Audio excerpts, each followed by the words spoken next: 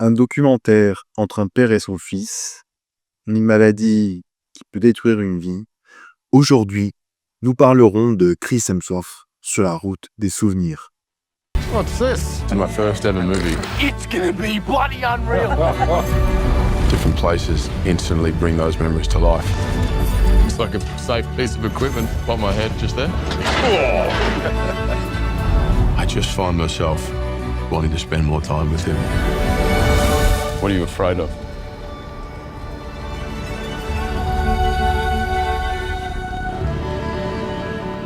Bonjour à tous et bienvenue. Aujourd'hui au programme, on va parler de Chris Hemsworth sur la route des souvenirs, qui est donc un documentaire beaucoup plus long que ce qu'on avait pu avoir et qui en fait suit la série Sans Limite avec la saison 1 et la série, la deuxième, on va dire, saison, parce que c'était beaucoup plus réduit. Et un troisième documentaire, toujours créé par Darren Aronofsky, réalisé par Darren Aronofsky, et donc il y a un format beaucoup plus long que la série qu'on avait pu avoir, avec des épisodes assez longs normalement, mais courts par rapport à le format qu'on a, qui est un moyen métrage en fait de 50 minutes, 28 à 30 minutes, toujours documentaire, sur en fait la maladie d'Alzheimer du père de Chris Hemsworth. On peut se dire que c'est par essence pas forcément très intéressant, mais si vous avez suivi en fait le reste de la saga et des séries qui ont pu se passer, on parle en effet de l'Alzheimer de Chris Hemsworth et des potentiels risques qu'il pouvait avoir et comment il pouvait le lutter par exemple en allant faire des activités physiques, cérébrales, qui lui permettent de au moins retarder ce type de maladie, ou du moins l'affronter. Et ce qui est intéressant en fait avec ce documentaire, c'est qu'on part en fait en Australie, donc vraiment chez Chris Hemsworth, et on nous parle vraiment de cette relation père-fils qui est très intéressant avec son père, qui souffre, qui a été diagnostiqué de la maladie d'Alzheimer. Et donc lui-même se rend compte ses effets et de l'effet de cette maladie, et donc de ce que ça peut avoir comme conséquence sur sa famille, mais sur lui-même aussi. Comment je vais séquencer ça? Pour vous raconter en fait de quoi parle vraiment le film, c'est l'histoire d'un road trip entre Chris Hemsworth et son père, qui vont parcourir en fait l'Australie et qui vont revenir à des étapes clés de la vie de Chris Hemsworth et de son père, pour essayer en gros de faire ressortir des souvenirs marquants qu'ont pu partager son père, le père de Chris Hemsworth lui-même, et des membres de sa famille. On va dire que les trois protagonistes principales, ça va être Chris Hemsworth lui-même, son père et sa mère, puis d'autres personnages aussi importants. Donc c'est un road trip assez intéressant. Le road trip, bon, même si c'est un format documentaire, mais le road trip a toujours cette facilité de nous transporter avec un voyage à un rite initiatique, c'est-à-dire que à telle étape, on va avoir des événements qu'on s'attend, et en fait le documentaire est construit quand même comme un road trip classique qu'on pourrait s'attendre et qu'on apprécie. Moi, c'est un format, c'est un type et un genre de film que moi j'aime beaucoup, parce qu'il y a toujours une évolution des personnages, et là on va le voir à travers donc ce documentaire. Intéressant de dire qu'en fait voilà, le film est construit de façon toujours comme pouvait l'être la série, avec des face cam.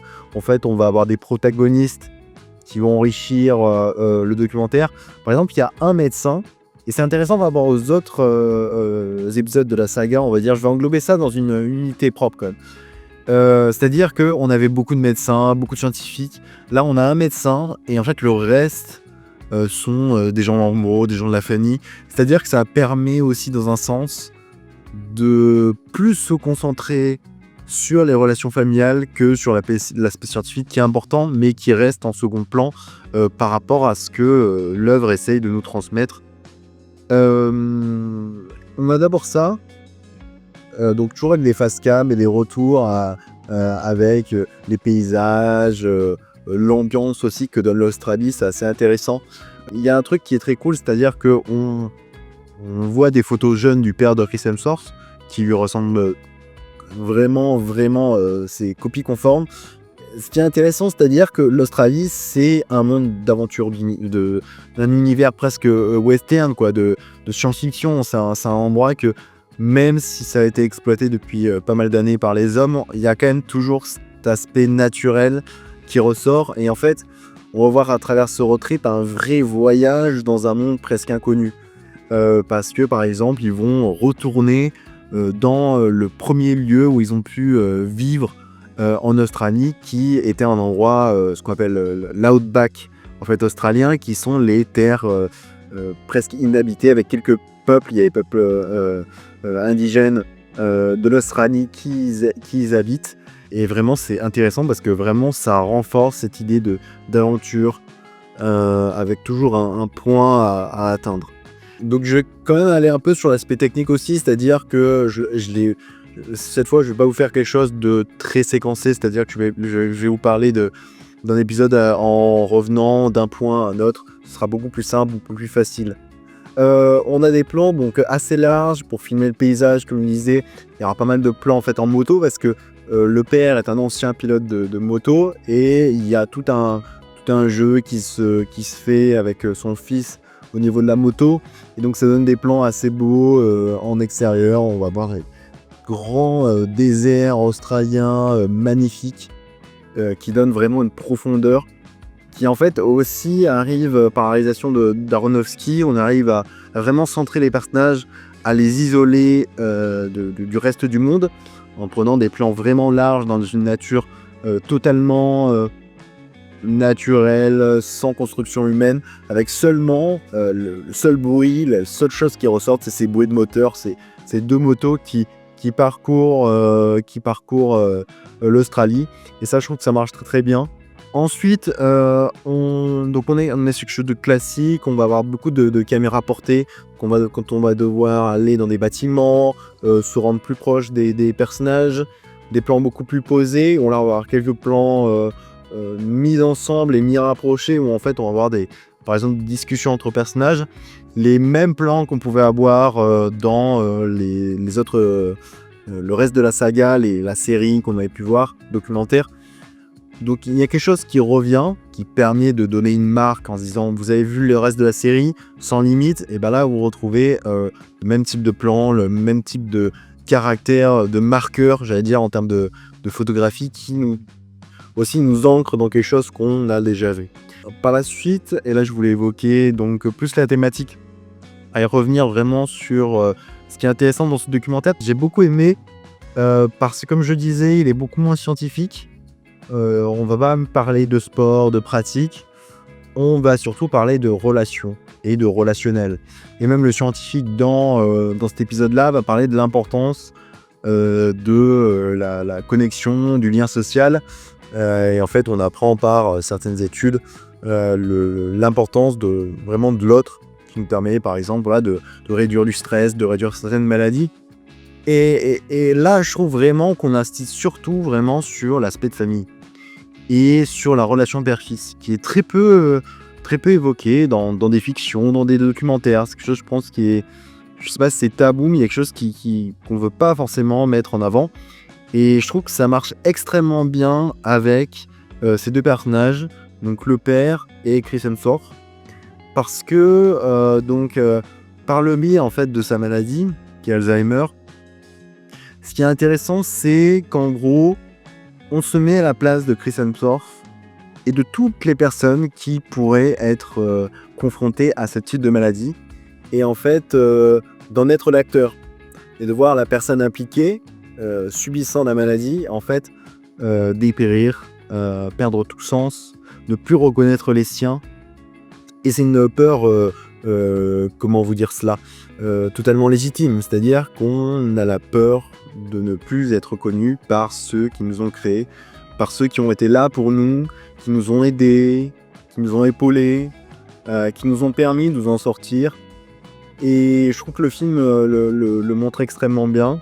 Le film est assez touchant par moments, sans essayer d'en faire trop. Et je trouve que c'est intéressant aussi de montrer quelque chose qui est assez assez concret et que beaucoup de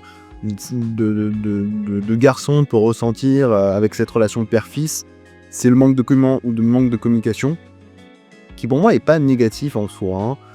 Beaucoup aujourd'hui parlent de l'aspect de vouloir tout le temps communiquer, de tout le temps montrer ses émotions. Je trouve que c'est quelque chose qui est inhérent, je pense, à toute relation père-fils ou peut-être aux sociétés occidentales. Mais il y a quelque chose de très pertinent et on le voit vraiment dans ce film-là. Ça va jamais sur des pleurades entre le père et le fils, par exemple. Vraiment, on va rester sur quelque chose de très concret, mais toujours avec de la rigolade, des coups de poing sur l'épaule, quelque chose qui je pense est inhérent et qu'on a tous vécu en tant que fils par rapport à son père, et je trouve que ça marche très très bien, de pas vouloir en mettre en avant le côté émotionnel qui pour moi est de mon expérience pas forcément le plus intéressant. Donc ça c'est mis en avant par des scènes par exemple de feu de camp où les deux personnages vont être ensemble, par des scènes où ils vont se baigner, par des scènes où ils vont se retrouver avec d'autres protagonistes qui vont permettre en fait de revenir sur le passé du père. Et par le passé du père, en fait, il y a aussi cette idée de retrouver ses souvenirs et aussi d'une vie défilée. Ce qui est intéressant en fait dans tout le film, c'est qu'en gros, on retourne sur des lieux qu'ils ont connus, ou alors des lieux, par exemple, il y a une maison qu'ils ont habitée vers Melbourne, où en fait il y a cet aspect où en gros il y a une équipe de production qui, parce que la maison ne leur appartient plus, ils vont totalement la recréer pour donner les conditions dans lesquelles elle était à l'époque, dans les années 90. Et ça donne vraiment quelque chose d'assez émouvant parce qu'en fait à chaque fois les personnages se disent en voyant des images, des photos, quel temps le temps passe. Et en fait, on voit tous ces souvenirs passer. Bon, ça, c'est on va dire quelque chose de très banal, mais c'est une leçon humaine sur la vie et sur le temps qui passe. Et ça, je trouvais que ça marchait extrêmement bien. Et toujours, en fait, dans cette idée, à chaque fois, d'essayer de faire se remémorer le père de Chris Hemsworth et de lui permettre, en fait, de retrouver des souvenirs perdus ou alors flous. Et donc dans cet ensemble-là, moi j'ai vraiment beaucoup aimé ce qui a pu être fait à travers ce documentaire, qui vraiment est court, se regarde, est très rapide. J'aime beaucoup aussi le passage en fait avec les indigènes australiens, qui sont donc les peuples présents avant l'arrivée des Blancs, qui est intéressant parce qu'en fait on y voit vraiment aussi cette idée de communauté qui s'installe. En retournant, il va retrouver en fait des amis avec lesquels il pouvait travailler. Par exemple, il a pu être chasseur de taureaux.